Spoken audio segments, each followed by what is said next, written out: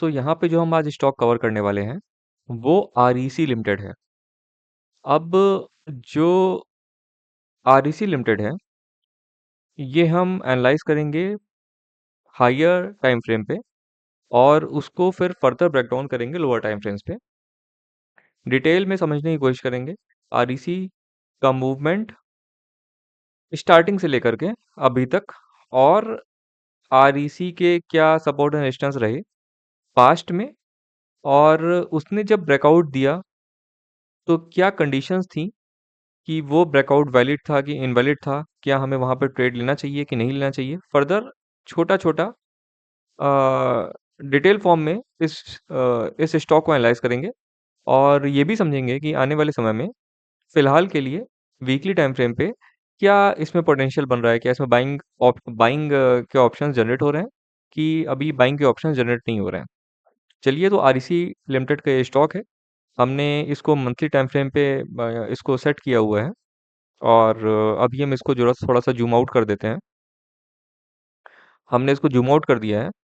तो इसने ना कहाँ कहीं 2008 में स्टार्टिंग की थी। 2008 में जो इसका एक जो लिस्टिंग प्राइस था वहां से ये ऊपर ना आकर के थोड़ा सा कंसोलिडेट हुआ।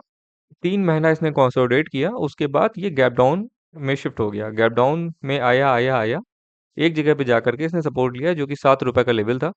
7 रुपए के लेवल पे मंथली टाइम फ्रेम पे इसने इनगल्फिंग कैंडल बनाया है। ये जो रेड कैंडल है ना, इसके बगल में ग्रीन कैंडल है। ग्रीन कैंडल ने पूरा रेड कैंडल को इनगल्फ किया हुआ है। और जब आप वॉल्यूम्स देखेंगे ना नीचे, तो वॉल्यूम्स भी आपको बढ़िया वॉल्यूम्स यहाँ देखने को मिल रहे हैं। तो इसको हम बोलते हैं इनगल्फिंग कैंडल। ठीक है, तो इसने इनगल्फ किया हुआ है। तो यहाँ पे पोजीशंस बहुत ही बुल्स एक्टिव हुए। बुल्स ने एक बहुत ही सॉलिड मोमेंटम दिया। वॉल्यूम देखिए और कैंडल देखिए, उसके बाद फर्दर आप जितनी भी कैंडल्स देख रहे हैं ना, इसमें आपको क्लियर कट ग्रीन वॉल्यूम देखने को दिख रहा है, मिल रहा है। और उसके बाद से हमें एक रेड वॉल्यूम, दूसरा रेड वॉल्यूम देखने को मिलता है, लेकिन कैंडल्स के साथ में वॉल्यूम कोरिलेट नहीं कर रहा है, मतलब बहुत हैवी रेड वॉल्यूम नहीं है। बुलिशनेस स्टिल इंटैक्ट है।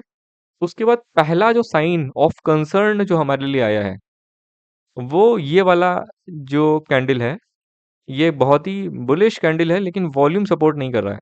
उसके बाद से फिर से हमें दो रेड कैंडल्स देखने को मिल रहे हैं जिसमें कि इनडिसीजन है, क्योंकि इस कैंडल में ना एक छोटा सा इसका मतलब इसकी बॉडी बहुत छोटी सी है और इसमें अप साइड भी वीक है और नीचे लोअर साइड भी वीक है। और इसके बगल वाला भी एक ऐसा ही डोजी या हैंगिंग मैंग टाइप का हैमर टाइप का कैंडल है, जो भी आप इसको नाम दीजिए। ये 3-4 कैंडल जो हैं, इसमें क्लियर कट कंसोलिडेशन है। उसके बाद फिर से इसमें फिर से ब्रेकअप हुआ है और ये स्टॉक ऊपर को मूव हुआ है। ठीक है, उसके बाद एक समय जा करके फिर यहाँ पे बेरिशनेस आई है।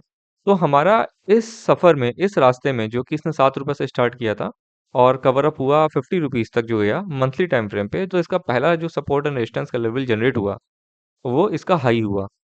ठीक है, तो इसके हाई पे एकदम क्लियर मार्क कर लेते हैं। ये हमारा जो लेवल है ना, ये हमारा एक रेजिस्टेंस है, बहुत ही सॉलिड रेजिस्टेंस है और हमारा ये बहुत ही सॉलिड सपोर्ट है। अब जब एक बढ़िया सा मूव जब देखने को मिलता है ना, तो उसके बाद से हमें थोड़ा-सा कैलकुलेट करना पड़ता है कि स्टॉक कहाँ तक नीचे आएगा।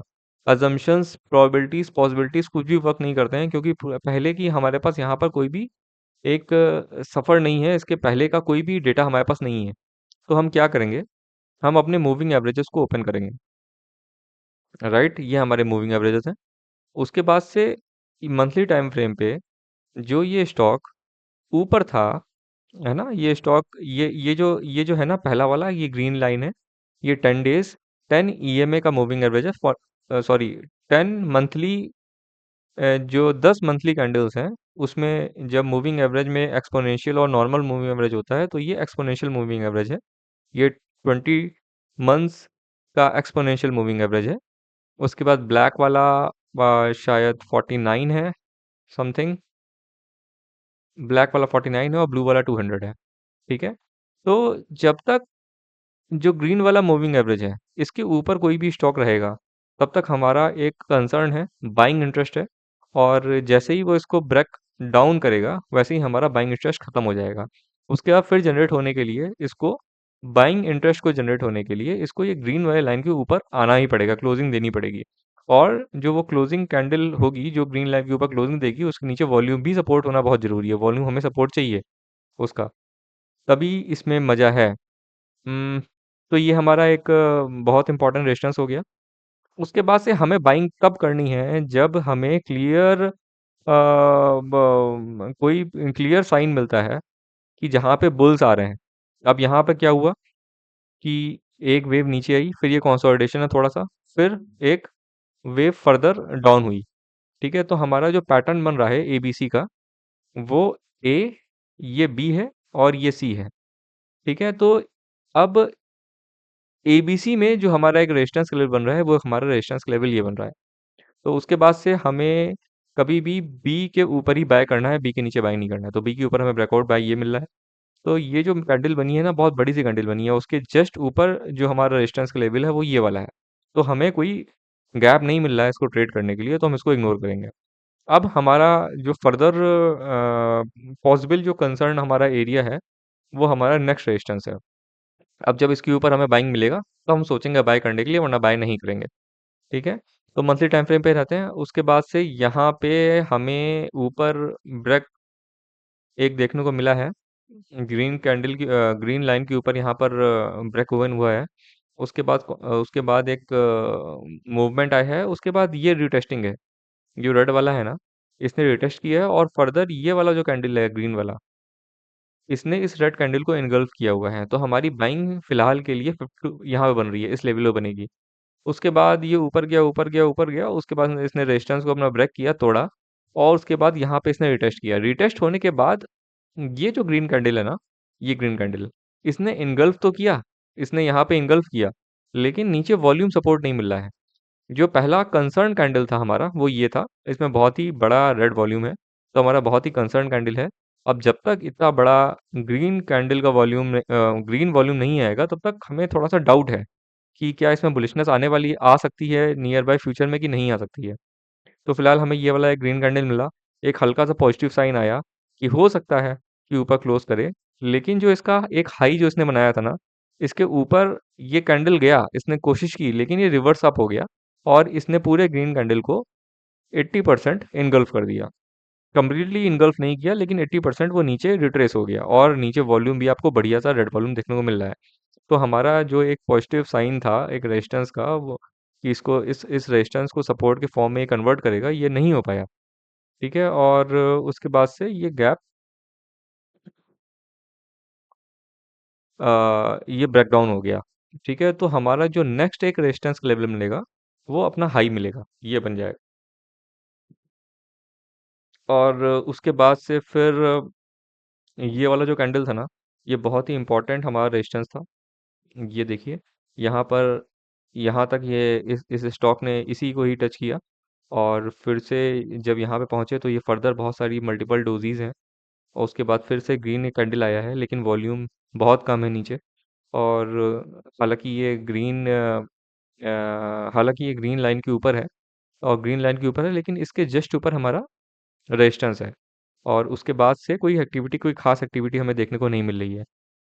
फिर से इसने इस रेजिस्टेंस को टच किया, और यहाँ पर एक डाउनवर्ड साइड मोमेंटम है।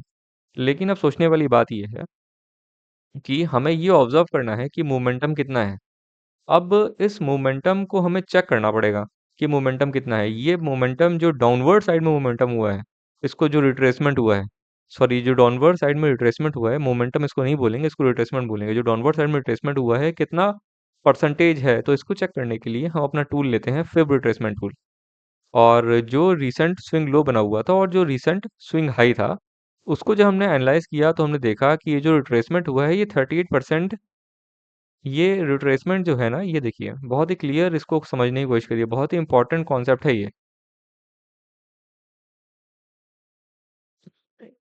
अब इस रेजिस्टेंस को कोई काम नहीं है, क्योंकि यहाँ पे हमें ब्रेकआउट मिल गया है। ठीक है, ये, तो ये जो रिट्रेसमेंट है ना, ये 38.20% के नीचे नहीं तोड़ पाया है। और ये जो हमारा ग्रीन वाला, सॉरी, ये जो हमारा ब्लैक वाला लाइन है, जो 49 वाला जो लाइन है, और उसके ऊपर देखिए ये रेड कैंडल है, ये ग्रीन कैंडल है, उसके बाद ये ग्रीन कैंडल बना है, जो कि बहुत ही बेहतरीन सा ग्रीन कैंडल है, बिलिश इंडिकेशन दे रहा है, वॉल्यूम भी पहली बार आए हैं। और इसने ये जो ग्रीन वाला मूविंग एवरेज है ना, इसको इसको कम्प्लीटली ब्रेक भी किया हुआ है, तोड़ा भी हुआ है। और उसके बाद से ये ग्रीन कैंडल है, उसके बाद से फिर ये रेड कैंडल है। अब दो कैंडल मैं आपको दिखा चुका हूँ। जैसे फॉर एग्जांपल ये वाला जो कैंडल था ना, इसने क्या किया था, रेड वाले को इनगल्फ किया हुआ था, लेकिन वॉल्यूम बहुत कम था। और इधर आइए, इधर ये रेड कैंडल है, इसने इसको इनगल्फ किया हुआ है, लेकिन वॉल्यूम बहुत कम है। ठीक है। तो कहने का मतलब ये है कि यहाँ पर बुलिशनेस नहीं है, इस ग्रीन कैंडल में बुलिशनेस नहीं है। उसके बाद से हमें बुल्स कहाँ मिले, उसके बाद से हमें कोई बुल्स देखने को मिल रहा है फर्दर मल्टीपल कैंडल्स में? नहीं मिल रहा है। तो इस वाले रेड कैंडल में भी जब वॉल्यूम कम होता है ना, तो हमें हमारा बियरिशनेस का साइन ही नहीं है, तो हमें कोई फर्दर हमें कोई कैंडल्स दिख ही नहीं रहे हैं, ग्रीन कैंडल्स दिख ही नहीं रहे हैं, और हमारी जो बाइंग बनती है, अगर हम पॉजिटिव हैं, हम बहुत ही एक ऑप्टिमिस्टिक हैं और पॉजिटिव साइड में हम ट्रेड अगर लेना चाहते हैं, तो हमारी बाइंग जो बन रही है, वो हमारी 93 बन रही है। 93 पे बहुत ही क्लियर कट बाइंग बन रही है, जो कि नवंबर 2022 में एक बाइंग मिली है। उसके बाद से इसका एक मूवमेंट देखिए, कितना बेहतरीन मूवमेंट है, कितना बेहतरीन मूवमेंट है। और जो पहला साइन ऑफ कंसर्न है ना, वो हमें मिला है इस रेड कैंडल पे, ये हमारा साइन ऑफ कंसर्न है। उसके बाद से जैसे ही इसने ये इस ग्रीन कैंडल को मंथली टाइम फ्रेम में जैसे इसने तोड़ा है ना, फिर हमें यहाँ पर देखिए वॉल्यूम से एकदम क्लियर देखने को, कोई ग्रीन कैंडल है ही नहीं, कोई नीचे वॉल्यूम ही नहीं है, सब डेड है पूरा। तो ये हमारे लिए एक अब प्रेजेंट कंडीशन पे, जितने भी हमने ड्राइंग वाइंग की हुई है इसको हम हटा देते हैं। प्रेजेंट कंडीशन में हमारा जो सपोर्ट बन रहा है, वो हमारा सपोर्ट ये बन रहा है। ठीक है, इसको हम ड्रॉ कर देते हैं। हमारा बहुत इंपॉर्टेंट सपोर्ट लेवल ये है।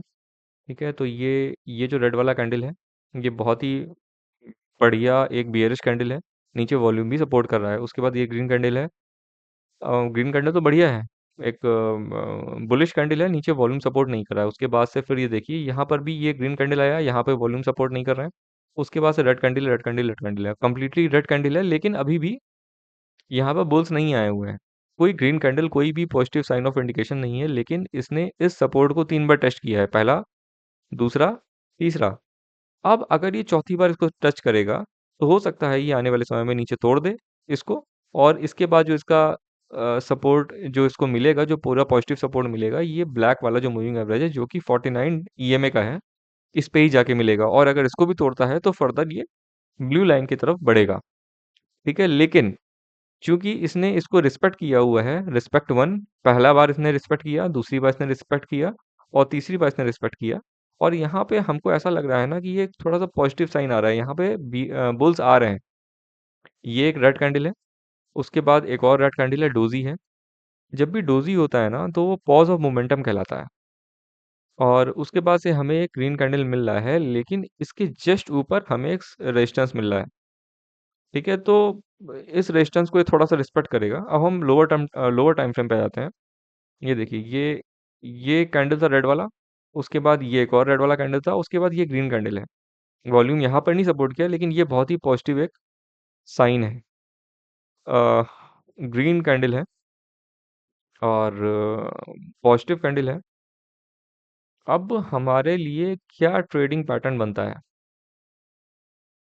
सबसे पहले हमें इसकी बुलिशनेस को मेजर करना होगा, कि इसमें बेरिशनेस आ गई है कि बुलिशनेस है। तो हम अपना फिर रिट्रेसमेंट टूल लेंगे, जो भी हमारा स्विंग लो बना हुआ था, वहां तक जाएंगे और उसको एक्सटेंड कर देंगे टिल हाई।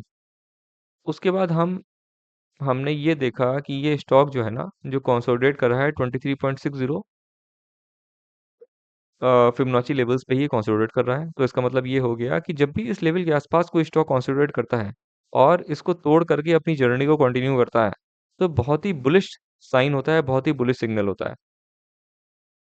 80% पॉजिटिविटी रहती है 23 पे, 70% पॉजिटिविटी रहती है 38 लेवल पे। उसके नीचे पॉजिटिविटी अप ट्रेंड के लिए काफ़ी कम हो जाती है, 50% के नीचे चली जाती है। लेकिन हम मंथली टाइम फ्रेम पे हैं, एक हाइयर टाइम फ्रेम पे हैं, और उसके बाद भी हम इसमें पॉजिटिव हैं, और यहाँ पे हमें थोड़े से इंडिकेशंस मिल रहे हैं। तो फिलहाल के लिए REC limited monthly time frame पे, जब वीकली टाइम फ्रेम पे आएंगे तो भी हमें सेम पैटर्न मिलेगा। हमारा एक छोटा-सा जो हमारा रेजिस्टेंस है वो ये है। हो सकता है अगले वीक में यहाँ मोमेंटम देखने को मिले। फिलहाल हम डेली टाइम फ्रेम पे आते हैं। रेजिस्टेंस था, तो ये बियर्स का आना बनता है भाई, बियर्स आ ही रहे हैं इसमें। उसके बाद हम 3 आवर्स के टाइम फ्रेम पे जाते हैं। अच्छा, जब हम 3 आवर्स के टाइम फ्रेम पे जा रहे हैं ना, तो बहुत ही इंटरेस्टिंग एक पैटर्न फॉर्म हो रहा है। वेव्स हमेशा 5 वेव्स के फॉर्म में चलती हैं, ठीक है? तो अभी 5 वेव्स क्या है ना, ये वेव 1 बन रहा है, ये वेव 2 बन रहा है, और फिर भी इसमें ये वेव 3 में है। तो वेव 3 में ये वेव 4 का कंसोलिडेशन, ऐसा लग रहा है कि वेव 4 का कंसोलिडेशन है और वेव 4 कहीं यहाँ जाके खत्म होगी, और उसके बाद से फिर से वेव 5 के लिए हमें एक टर्न देखने को मिलेगा। ये ट्रेंड जो है ये हम 3 आवर्स के टाइम फ्रेम पे बात कर रहे हैं, और फिलहाल के लिए अगर हम 3 आवर्स के टाइम फ्रेम को मॉनिटर करेंगे, तो हमारा जो लेवल ऑफ रेजिस्टेंस है, जिसमें हम जिसके बाद हमारा बैंक ट्रिगर होगा, वो हमारा रेजिस्टेंस लेवल ये है, ठीक है? इसके पहले हमारा बैंक ट्रिगर नहीं होगा। इन केस मुझे कोई फर्दर, अगर हमें कोई फर्दर यहाँ पे एक्टिविटी देखने को मिलती है, एबीसी का पैटर्न फॉर्म होता है, और इसको कब तक हम मॉनिटर करेंगे स्टॉक को? हम मॉनिटर करेंगे